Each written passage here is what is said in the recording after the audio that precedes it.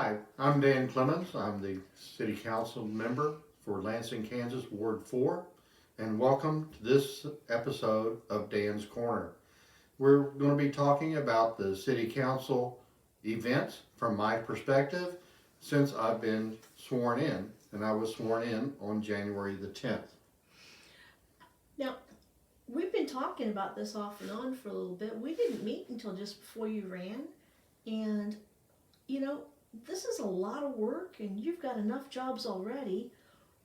Why did you decide to run for the Lansing City Council? It's a lot of work, it's almost no money. What made you decide to do this? Well, I joined the Army in February of '74. I got my 2 bachelor's and my master's on the Vietnam era benefits that the Army paid for. I got my second master's while I was on active duty. So most all the education that I've got as far as collegiate educations, the degrees, were paid for by the taxpayers in one form or another. So with those degrees and my Microsoft certifications, I'm also a defense acquisition workforce specialist. I'm been trained in doing contracts. I've been trained on how to do market research. I'm a software developer specialty, doing program managements and systems engineers. So the taxpayer has a lot of money invested in me for my education, and I think I can do good. I think that some of the things that Lansing is doing and wants to do, help them out, if you will. I agree. We've talked a lot about some of these things. I've talked not with just you, but with some of your friends and some other elected officials and such about your qualifications. Basically, in electing you, they're not just getting another council member, they're also getting someone who has the experience. I think your phrase was, I know how to spend government money. I have experience spending government money, and so therefore you can spend it more judiciously than someone without your training. Not only that, it's not just doing it judiciously, it's following the rules, because you can spend your money any way you want. You're not going to get in trouble. But when you start using taxpayers' money, there's things that you can't do and things that you should do to protect not only yourself, but the taxpayers and the government itself. So I want to bring that expertise, that knowledge to the forefront so I can ask the right questions and encourage people to do it in a way that all of us benefit. Now, that oath of office, how many times have you taken an oath of office? Well, as commissioned officer, I took one. As an enlisted man, I took one. And now, as this is my first oath of office in a political atmosphere, the city councilman is non-partisan in nature, which means we don't represent our party at all. Right. We represent our ward. Right. It's a lot, and I've sat on the bench, behind the bench, if you will, instead of in the audience. And it is a different perspective because it's easy to look at what someone else is doing and criticize and comment and complain. But now I'm on the other side of the bench, and it's my job to listen to the other people and come to the best resolution that benefits the majority of the people. You're not going to benefit everybody, and you're not going to please everybody, but you can make that attempt. That's why we have a representative republic instead of a democracy. Correct. That way you can make sure it's fair, even if everybody isn't happy, at least everything is as fair as you can make it. At the events down there on Angel Falls that the city put on, we had a booth out there, and I was asked, well, why are you here?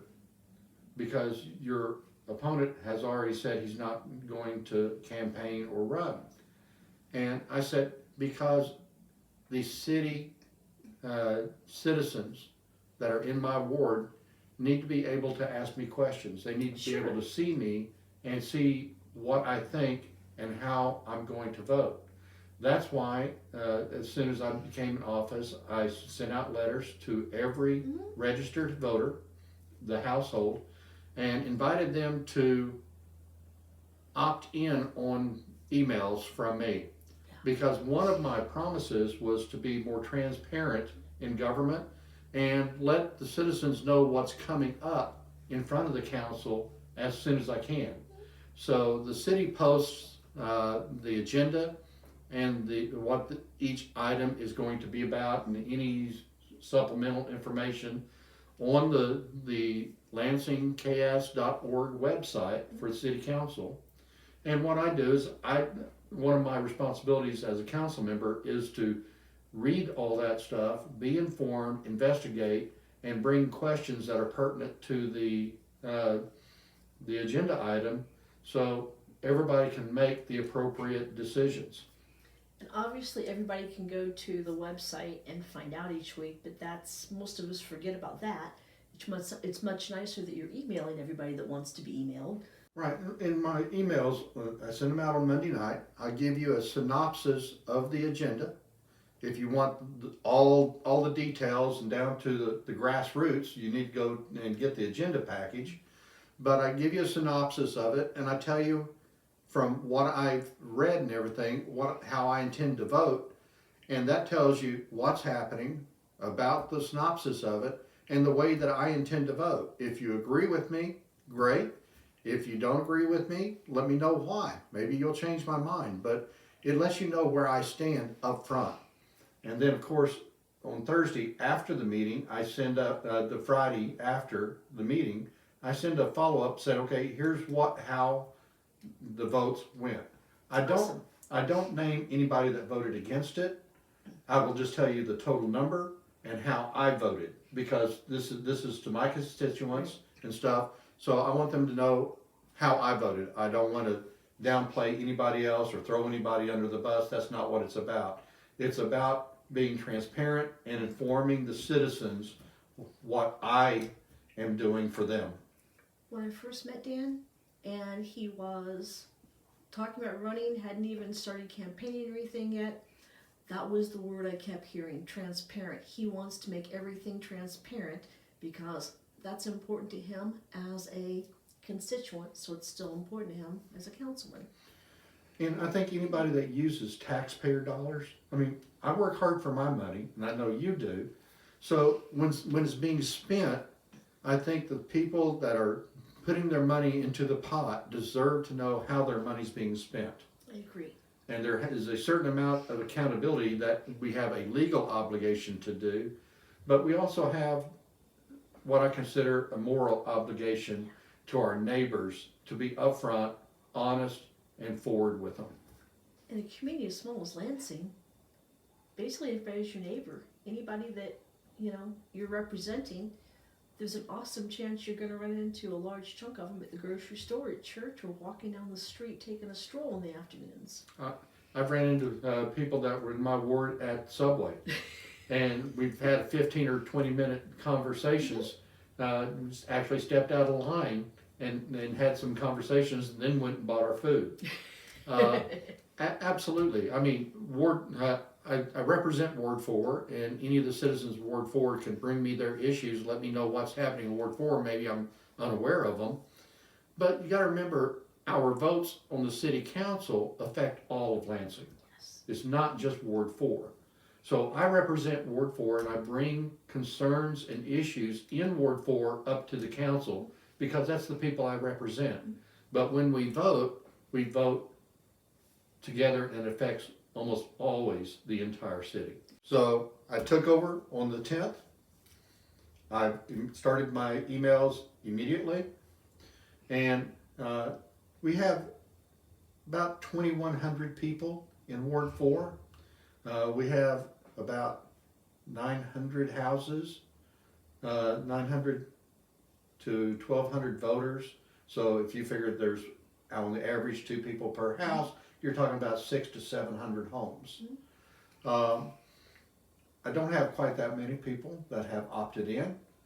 So I'm using this avenue because it was one of my campaigns that I would use every medium possible to get information out to the citizens. So my pay is actually going into an account that is going to pay for the semi-annual letters to the registered voters. You get paid? $200 a month. Yeah, I was. You don't get rich quick as a city councilman. No, and you know, before I started doing everything in politics and everything with Watch Kansas, and I was like most people, most of you guys watching are probably thinking, $200? I thought if you were in elected office, you got paid good money. Actually, and I didn't come in looking for something to fill my time. I've got. You're busy. I'm an Army contractor. I'm doing the work in Army contracting that I learned how to do as an officer on active duty. So I haven't had a break in work. I'm still working, full time. So I wasn't looking for any extra spending money or something to take up time. I truly wanted to provide a service and pay back some of that education, some of that knowledge, and some of that experience back to the taxpayer. Now, are you still with the Neighborhood Association also? I am. The meeting is tomorrow, but I've accepted being the treasurer for the HOA. We did the covenants and committees, and that was about a 2-year effort that I took that on. We try to apply common sense. We're not trying to be overbearing or anything of that nature, and we try to get neighbors to talk to neighbors and be neighborly before we do anything more drastic. I want to make Lansing a place people want to come to and live, Sure. not depart from. So I want the community to be family friendly, where parents, that title of parents means something. They are responsible for their kids. Business owners can take pride in their business and make money, be that American dream. Where our police force are held in high esteem. We've got a good police force You've here. got some very nice officers, yes. Absolutely. They're very professional, and Lansing has always been in one of the safest cities in Kansas. So I feel very honored being here. You've got some nice restaurants. I know I like to eat up this way quite frequently. Yes. So now, people are probably wondering, why are you taking the time to do all these videos? Because I told them I was going to. I told them I was going to use any medium possible to make it easy for them to find out what's happening. The difference between the emails and the videos is the emails lets you know what's happening before a meeting occurs. So you have that short time frame to give me your feedback. These are things that have already happened that would normally go into like an annual newsletter or something of this nature. But I think people, I want to gain their trust, and I want them to know who I am, so they can talk to me. I'm not somebody that's going to ignore what they want. I don't own any rental houses. I don't run a business.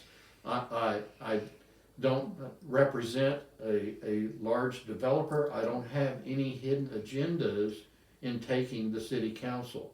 I'm not trying to make something for me. I've already done that with my military career and my contracting career. Now, you've mentioned all your degrees. Yes. So sometimes some people are sitting here thinking, well, I run a landscaping business and I graduated high school by the skin of my teeth. Does that have an impact on you? Yes, I know exactly how they feel. I'm actually in 72 was a high school dropout, and I found out that I wasn't quite that ready for the world yet. I had a reality check. I went back to high school, got my high school degree, and found out that $30 a week really wasn't that much money. No. So I joined the Army. And for $218 a month, I got a free room and cot. Not bad.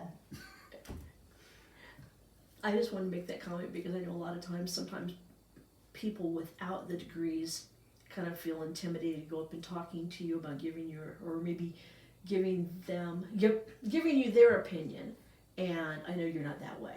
I know that you value conversations with everybody, and I just didn't want people thinking that that would be an impact. I value relationships, I value friendships, and I value family. You know, if you have something, emergency come up in your family, and you need to cancel something with me, you have no problems with that. Yep. I understand family. Family first. Family first. If you're a friend of mine, or if you have someone you want to talk to, it's a friend that you haven't met yet. Bingo. You know, so education doesn't mean that I'm better. Mm-hmm. It means I've got a specialty training to do a job. I used to change tires, diesel tires. I was an automotive mechanic. My father was a diesel mechanic. My brother drove trucks. Mm-hmm. I came up with that work ethic. I'm not better than them. It's just that I chose to get a specialty training and ended up was blessed enough to use my Army Vietnam benefits to go back to college. So now, how often are you going to be doing these videos? Well, I'm going to be shooting for once a month. Okay. If some of the agenda is a little bit longer than the others, I may have to break them up into segments, like we've got some large subjects here tonight, and I don't want to bore somebody.